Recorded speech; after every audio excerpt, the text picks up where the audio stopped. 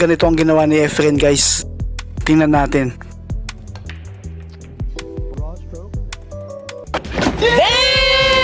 Grabe guys, ang lupit talaga ni Efren. Ito yung top view guys. Tingnan natin.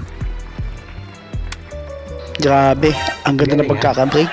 Nagkaroon pa siya ng tira sa 2 balls.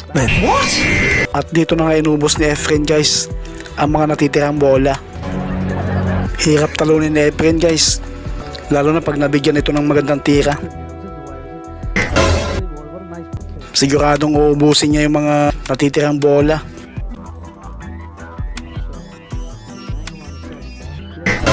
Lalo na at position play itong si Efren guys pag naglalaro. Talagang may prepare lagi ang kasunod na bola. Ang lupit talaga ng Pinoy legend. No more pressure for that.